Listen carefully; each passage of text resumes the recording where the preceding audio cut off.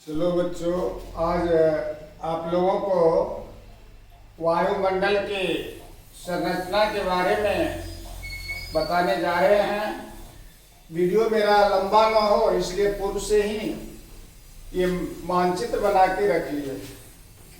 तो हम लोग जानते हैं कि वायुमंडल क्या चीज है। वायुमंडल गैसों का एक आवरण है जो हमारी पृथ्वी को हजारों हजार ये किलोमीटर की मोटाई में ढके हुए। तो फिर अब इसका बंटवारा किया गया, वायुमंडल का बंटवारा, इसकी कितनी परत होती है, लेयर होती है, इसी पर आज हम लोग खासकर चर्चा करने जा रहे हैं। तो वायुमंडल को दो आधार पर, इसकी परत को दो आधार पर बंटवारा किया गया है। पहला आधार है गैसीय या रासायनिक संरचना के आधार पर। गैसीय या रासायनिक संरचना के आधार पर ये जो है वायुमंडल की दो परत होती है। एक का नाम है सममंडल, एक का नाम सममंडल, और यह पृथ्वी से 50 किलोमीटर की ऊंचाई तक है। इसमें इस परत में भारी गैसों का ये समावेश रहता है और इस परत में घनत्व जो है वायु का बहुत अधिक होता है। और यह परत एक ऐसा परत है वायुमंडल का जिसमें कि मौसम परिवर्तन होता है और वर्षा होती है, बाकी और सारी जितनी ये घटनाएं हैं, मौसमी घटनाएं इसी सममंडल में होती है। तो यह जो है गैसीय या रासायनिक संरचना के आधार पर पहले परत हुआ सममंडल। उसके बाद यह जो है दूसरा ये परत है, यह आता है जिसका नाम है विषम मंडल, और यह 50 किलोमीटर से अधिक ऊंचाई बाहर का जो क्षेत्र है वह विषम मंडल के अंतर्गत आता है। तो यह हो गया संक्षेप रूप में सममंडल और विषम मंडल जो बंटवारा किया गया है गैसीय और रासायनिक संरचना के आधार पर। और अब हम दूसरे आधार पर जा रहे हैं और विस्तार से इसको हम लोग जानेंगे। सबसे महत्वपूर्ण परत इसमें हम देखेंगे सममंडल और विषम मंडल।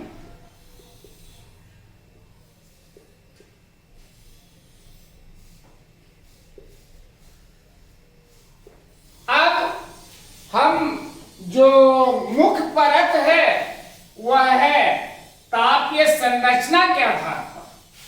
तापीय संरचना के आधार पर पहले जो परत है वह है क्षोभ मंडल।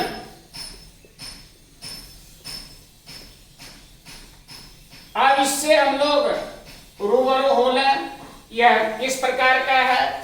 तो इसकी जो ऊंचाई है पृथ्वी से 8 से 18 किलोमीटर तक है। 8 से 18 किलोमीटर। अब 8 किलोमीटर कहीं है, कहीं 18 कहां होगा और 8 कहां होगा, इसको हम लोग क्लियर कर लें। तो 8 किलोमीटर जो है यह ध्रुवीय क्षेत्रों से 8 किलोमीटर और विषुवतीय क्षेत्रों में इसकी ऊंचाई 18 किलोमीटर हो जाती है। इसीलिए कहा गया 8 से 18 किलोमीटर तक इसकी ऊंचाई है।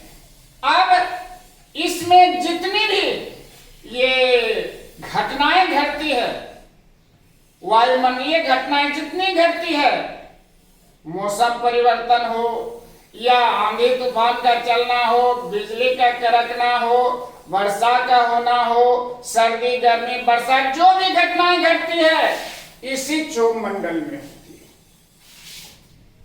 और इस परत में ये जो है हवा का घनत्व बहुत अधिक होता है, विभिन्न गैसों का घनत्व सबसे अधिक होता है।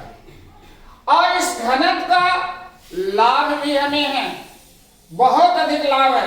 अगर यह घनत्व नहीं रहता तो हम लोग ये सूर्य से जो किरण पड़ती उसका जो तापमान आता हम लोग उसको सहन नहीं करते। जाड़ा गर्मी बरसात को हम लोग बर्दाश्त नहीं करते, क्योंकि उस समय बहुत अधिक यह ताप बढ़ जाता या घट जाता, दोनों स्थिति होती। तो यह हमें वायु दाब के चलते होता, भारी गैसों का यहाँ मिश्रण होता है और यह हमें सुरक्षा प्रदान करती है। दूसरी विशेषता इसकी यह है कि इसमें इस परत में ऊंचाई के साथ साथ तापमान में ह्रास होता है। ऊंचाई के साथ साथ तापमान में ह्रास होता है और यह होता है प्रति 165 मीटर की ऊंचाई पर 1 डिग्री तापमान, 1 डिग्री सेल्सियस तापमान घट जाता है। या योग्य है कि प्रति किलोमीटर पर यह 6.5 डिग्री तापमान में कमी लाता है। यह नियम यह क्षोभ मंडल में होता है। इसी परत में हम लोग सारे क्रियाकलाप करते हैं, मौसमी घटनाएं घटती है, जो भी घटना होती है सब इसी में होती है। तो बच्चों यह क्षोभ मंडल को जान लिए। अब इससे ऊपर की परत को पर हम लोग विचार करें, वह कहलाता है समताप मंडल। समताप मंडल नाम से ही स्पष्ट है कि किस प्रकार की परत होगी। वायुमंडल की परत किस प्रकार की होगी? सम बराबर ताप, तापमान, मंडल क्षेत्र या परत। वह परत वायुमंडल की वह परत जिस परत में तापमान ऊंचाई के साथ साथ कोई वृद्धि नहीं कर पाता है, न घटता है तापमान न बढ़ता है। जितना तापमान यहाँ रहेगा उतना तापमान यहाँ भी, उतना ही यहाँ, उतना। इसीलिए इसको कहा गया है समताप मंडल। और इसमें तापमान में ऊंचाई के साथ साथ कोई परिवर्तन नहीं होता है और इसमें अधिक ऊंचाई पर चलने वाले उड़ने वाले जेटयान इसी में चलते हैं 18 किलोमीटर से ऊपर। और यह दूसरी परत। तीसरी बात इसकी यह है, इसमें ओजोन गैस की प्रधानता होती है। किस गैस की? ओजोन गैस की। और यह ओजोन गैस हमारी सुरक्षा भी करती है। यह वायु सूर्य से आने वाली जो किरणें हैं, परावैंगनिक किरणें, उसको अवशोषित करके हमें सुरक्षा प्रदान करती है। अगर यह वायुमंडल की परत नहीं होती तो हम लोग सूर्य की परावैंगनिक किरणें से जल जाते, हम लोग में बर्दाश्त करने की क्षमता नहीं रहती। इसलिए प्रकृति यहाँ एक परत दे दिए हैं और यह हमें सुरक्षा प्रदान करती है। और वैज्ञानिकों का कहना है कि वायुमंडल में इतना प्रदूषण फैल गया है कि जिसके चलते ओजोन परत में जगह जगह छिद्र हो गया है और उस छिद्र होकर ये परावैंगनिक किरणें धरातल तक पहुंच रही है और हमें उससे विभिन्न प्रकार की बीमारी हानि दे रही है। तो इस पर भी हम लोगों को कंट्रोल करना है। वायुमंडल जो है हमारा स्वच्छ हो, साफ सुथरा हो, प्रदूषण मुक्त हो, इसका भी ख्याल रखेंगे। तो यह हो गया 50 किलोमीटर धरातल से 50 किलोमीटर। दूसरी परत 30। और एक बात बच गया कि क्षोभ मंडल और समताप मंडल के बीच एक दोनों को अलग करने वाली परत होती है जिसका नाम है क्षोभ सीमा। समताप मंडल और क्षोभ मंडल के बीच एक पतली सी 1 किलोमीटर के मोटाई में एक परत होती है, इसको कहा गया है क्षोभ सीमा। तो बच्चों, ये क्षोभ मंडल, समताप मंडल के बारे में हम लोग जान गए। अब उससे ऊपर आता है मध्य मंडल या आयन मंडल, और इस परत में क्या होता है, तो हम लोग जो इसमें आयन की गैस की प्रधानता होती है और यह रेडियो तरंग को रोकते हैं। हम लोग जो भी ये संचार के साधन का उपयोग करते हैं, इसी परत के चलते। अगर यह परत नहीं रहता तो हम लोग संचार के साधन का उपयोग नहीं कर पाते। ध्वनि तरंग का यह केंद्र से विस्तार होता, फिर जहां भेजना होता वहां नहीं जा पाता और यह सीधे ऊपर चला जाता। यह परत जो है इसको रोक लेते हैं। यहां से किसी रेडियो स्टेशन से या दूरदर्शन केंद्र से या हम लोग मोबाइल का जो यूज करते हैं उससे जो तरंग निकलता है, यह चला जाता है तरंग तेजी से इस परत को पार करते हुए यहां रोक लेते हैं, और फिर हम लोग उसके माध्यम से वह सुन पाते हैं, देख पाते हैं। तो यह आयन मंडल की विशेषता है, खासियत है। और इस मंडल की दूसरी खासियत यह है कि वायुमंडल से जो उल्का पिंड इस परत में प्रवेश करते हैं, तो ध्वनि हवा के घर्षण के कारण यह वह हवा में ही जल जाता है।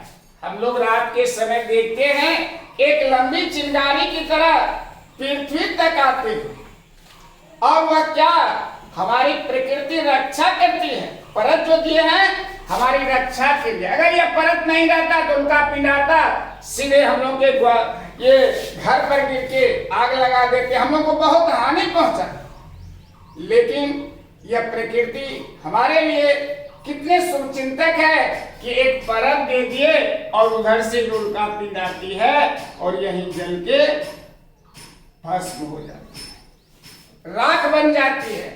कोई बड़ा सा टुकड़ा होता है वह नहीं जल पाता है, कभी कभी वह भी धरातल पर गिर पड़ता है, उससे भी कभी कभी आग लगने की संभावना बनी है। तो यह हो गया आयन मंडल या मध्यमंडल की विशेषता। इसके बाद आता है बाह्य मंडल, और यह बाह्य मंडल जो है यह वायुमंडल की चौथी परत 80 किलोमीटर से ऊपर और 450 किलोमीटर के बीच में यह परत पाया जाता है। और इसमें एक विशेषता आती है यहां से कि तापमान जो है इसमें बढ़ोतरी होती जाती है, टेम्परेचर इसमें बढ़ने लगता है ऊंचाई के साथ साथ। यहाँ अस्थिर था, नहीं बढ़ा, यहाँ थोड़ा तापमान है, यहाँ ऊंचाई के साथ साथ तापमान बढ़ना शुरू हो जाता है। और अंतिम जो है वह बहिर्मंडल, वह 450 किलोमीटर से ऊपर 1000 किलोमीटर तक का क्षेत्र बहिर्मंडल के अंतर्गत आता है। और जो भी यहाँ से वैज्ञानिक लोग उपग्रह वह प्रक्षेपित करते हैं, वह इसी केंद्र में स्थापित करते हैं, और वहीं से सूचना हम लोग लेते रहते हैं। धरातल के लोगों को, हम लोगों को जानकारी विभिन्न प्रकार की उसी उपग्रह के माध्यम से होती रहती है। तो बच्चों, ये संक्षेप में हम लोग वायुमंडल की संरचना को देखे, और जहां तक तुम लोगों को संभव हो इसको अच्छी तरह से देख लेना, और कोई दिक्कत हो कमेंट करके उसको उस पर शेयर करके हमसे जानकारी लेना। तो इसी के साथ यह वायुमंडल की संरचना संक्षिप्त में समाप्त। धन्यवाद।